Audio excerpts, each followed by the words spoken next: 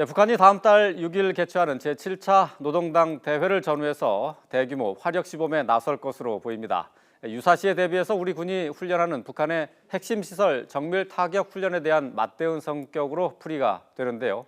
YTN 김주환 정치안보 전문 기자와 함께 북한 도발의 속내 그리고 핵실험 강행 가능성에 대해서 분석해 보겠습니다. 안녕하십니까? 예, 안녕하세요. 자, 먼저 방금 들어온 소식부터 잠깐 좀 얘기를 하고 넘어가야 될 것 같아요. 시진핑 주석이 북한의 추가 핵실험을 강력히 반대한다. 북한의 혼란이나 전쟁 상황이 발생해서는 안 된다는 점을 다시 한번 명확하게 밝혔습니다. 오늘 시진핑 주석의 발언은 두 가지 근거로 해서 기존의 발언과는 굉장히 큰 차이가 있다 이렇게 미리 설명을 드릴 수 있습니다. 네. 첫 번째는 용납하지 않겠다. 한반도의 혼란을 용납하지 않겠다라는 표현을 썼어요. 네. 그런데 이 시진핑 주석이 항상 본인과 관련 기념이 있으면 북한이 핵실험을 했어요. 2013년도 국가주석으로 취임하기 한 달 전에 북한이 예고도 없이 3차 핵실험을 하면 굉장히 격앙된 상태였고요. 네. 그리고 이번에 연설을 행한 CICA, 아시아 교류 및 신뢰구축회의라는 회의체 성격이 갖는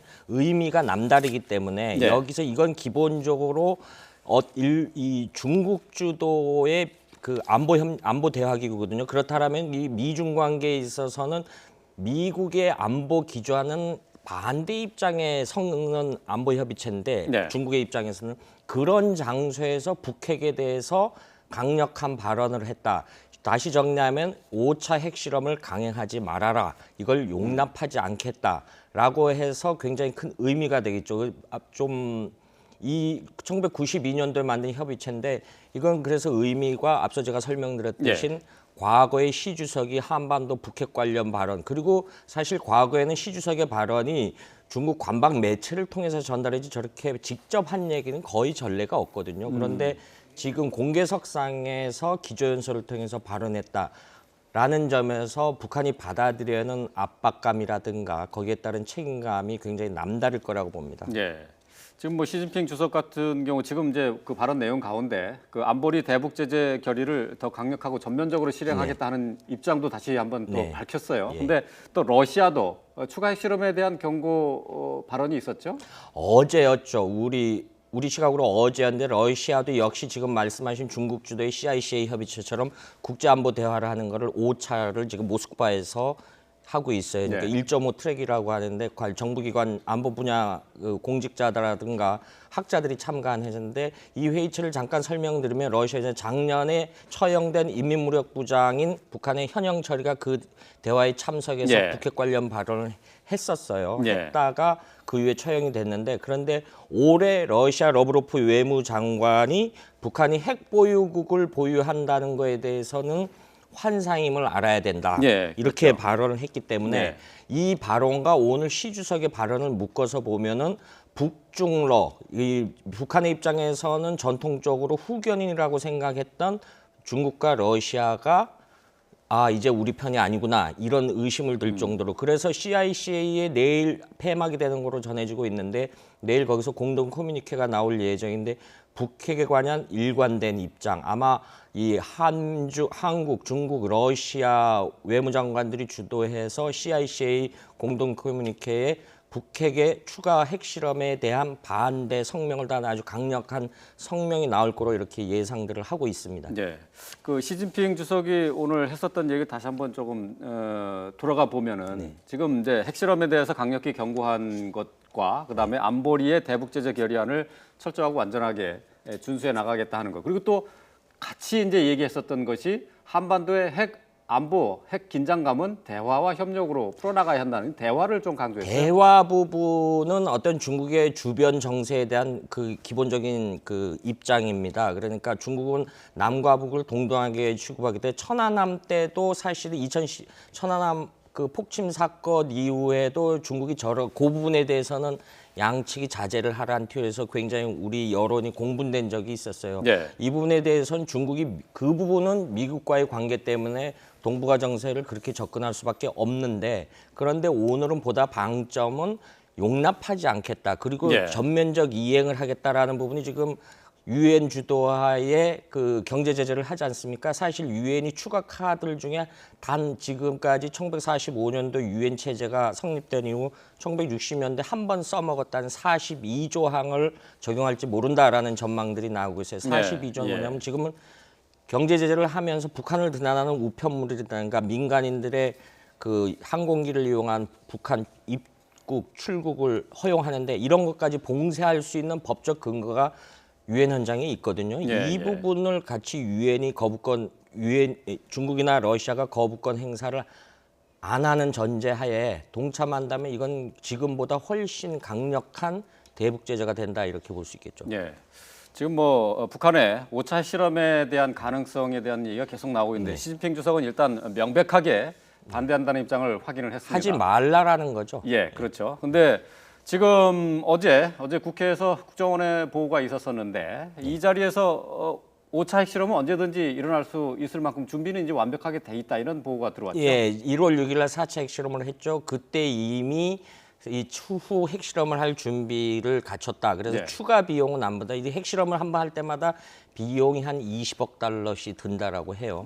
그런데 그때 갱도를 이미 여러 개 파놨기 때문에 이 부분에 대한 비용적인 문제는 고려 안 하는데 결국은 김정은의 최고 지시만 따랐다. 북한에 대해서 김정은 한마디는 교시라 그래서 북한 헌법보다 위에 있는 내용이거든요. 근데 김정은이 역시 정치적 판단, 지금 러시아나 중국이 저런 발언을 했는데 당대회 이전에 과연 저런 고립무원의 상황에서 또 무모하게 5차 핵실험을 강행해라라고 지시할 개연성이 좀 낮아 보이고요. 좀 이성이 있다라면은 또 하나는 어제 제가 이 자리에서 드린 말씀, 이 5차 핵실험이 4차 핵실험보다 보다 진전된 성과가 나와야 되는데 만약에 안 나왔다라고 하면은 이 부분에 대해서 당대회 때 인민들한테 설명할 근거가 희박하기 때문에 김정은으로서는 지금 굉장히 좀 선택의 기로에 이 5차 핵실험과 관련해서는 선택의 기로에 서 있는 상황이다 이렇게 평가할 수 있을 것 같습니다. 좀 핵실험은 이제 북한의 입장에서는 진행하기 어려운 국제적인 상황이 이제 펼쳐지고 있는데요. 대신에 화력 시범, 그러니까 화력 무력 도발 같은 경우 그거보다 낮은 수준의 무력 도발 가능성이 있는 건 아닙니까? 지금 청와대를 모형으로 한 그 화력 시범 가능성이 좀 있죠. 예, 작년에 이제 해마다 우리가 한미연합 공동 군사 연습을 합니다. 해마다 하면 북한이 굉장히 크게 반발하고 북한도 역시 그거에 대응 차원에서 국가급 훈련이라 해서 북한 정군의 비상을 드는 행태를 해야 되는데 정군의 비상을 건다라는 얘기는 북한의 경제 이 활동이 마비되고 비용이 굉장히 많이 드는 부분입니다. 그런데 작년부터 이런 현상들이 좀 줄어들었어요. 줄어들었는데 재래식 훈련에 하면 물자 동원이라는 걸 해야 되는데 줄어들었는데 그렇게 되면 군의 속성상 어느 나라고 그렇고 군 내부의 사기가 저하되고 왜 우리는 가만히 있느냐. 북한군의 주적은 남한이기 때문에 우리는 왜 훈련을 안 하냐.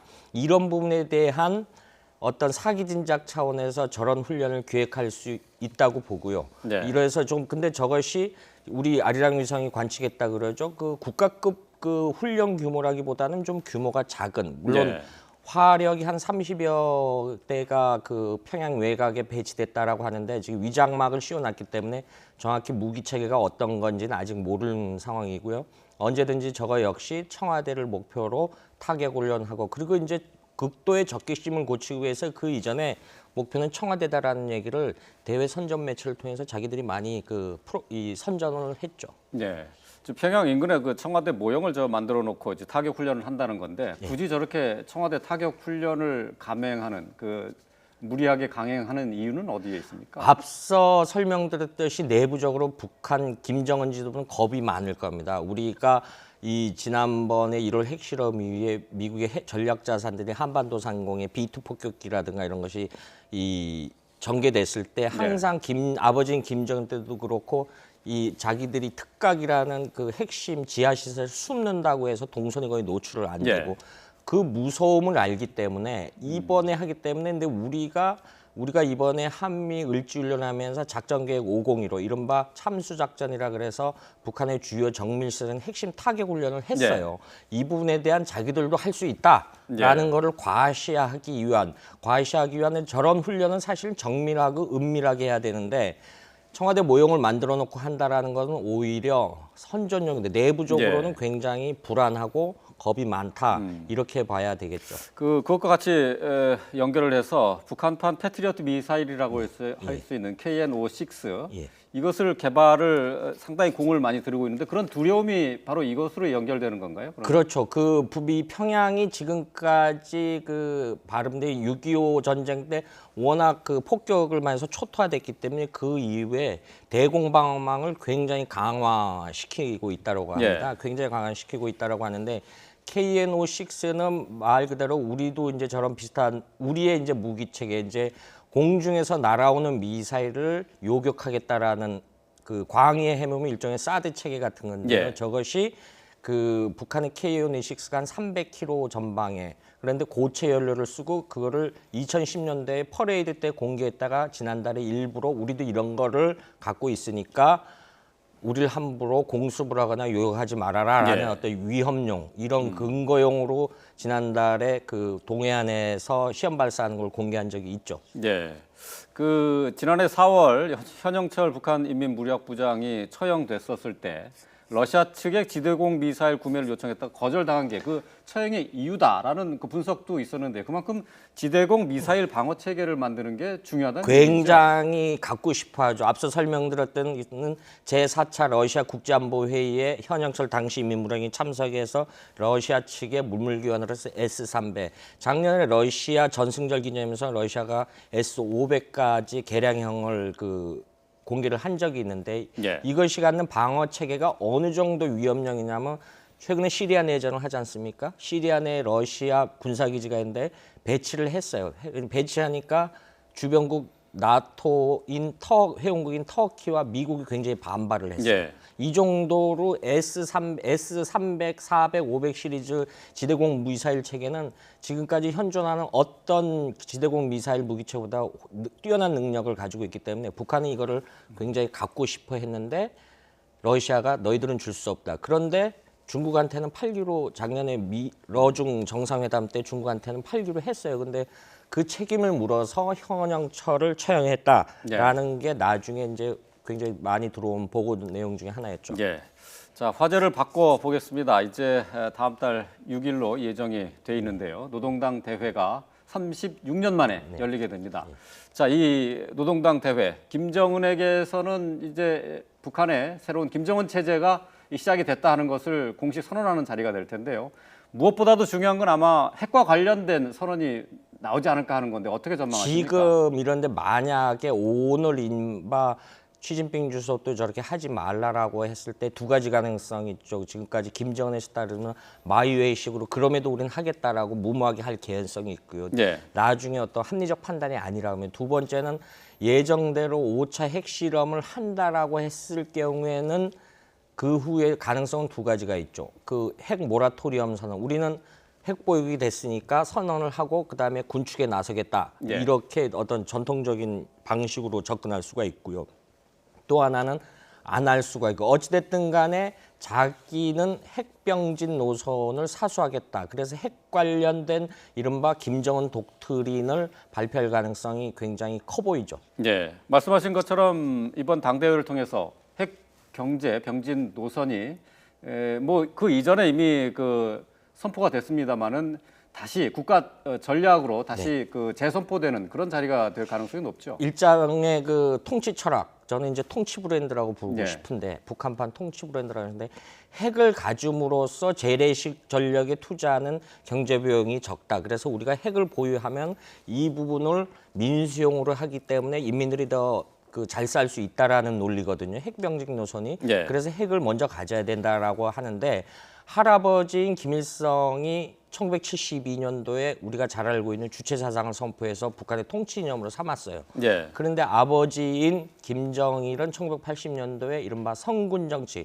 군을 모든 분야에 있어서 우위로 둔다라고 했는데 김정은이가 2012년도에 정권을 잡고 나선 군을 많이 쳤어요. 쳤던 이유가 보니까 북한군 내부에서 부정부패가 나름대로 많았다라고 해가지고 굉장히 야전군들을 많이 숙청을 했었습니다. 그리고 계급장도 떼었다 붙였다 이런 했는데 이런 거를 이제 자기가 통치 기반이 완성했으니까 자기 나름대로의 통치 철학을 인민들한테 보여줄 수 있는 거를 말씀하신 대로 핵병진 노선이 아니겠냐. 물론 개량형으로 어떤 형태로 나올 수가 있고요. 그다음에 예. 이른바 2010년도 이른바 대남 전략이 발표될 가능성도 있죠. 그러니까 아버지 때인 1980년대 일명 고려민주연방공화국이라는 것을 선포를 해서 네. 대남 전략의 주체로 삼았고요. 그런데 어떤 형태로든 여러 가지 분야의 그 나름대로 통치 비전을 제시할 가능성이 커죠. 예. 시진핑 주석이 앞서 전해드린 것처럼 북한의 핵 실험을 강력하게 경고하고 나섰고요. 또 안보리의 제재에 대해서 좀 더 강력하게 실행을 하겠다 하는 얘기도 나왔습니다. 자, 북한이 다음 달 6일 노동당 대회를 앞두고 있는데 자, 어떻게 나오고 또 어떤 노선을 천명할 것인지 얘기를 들어봤습니다. 지금까지 YTN 김주환 정치안보 전문 기자였습니다. 잘 들었습니다.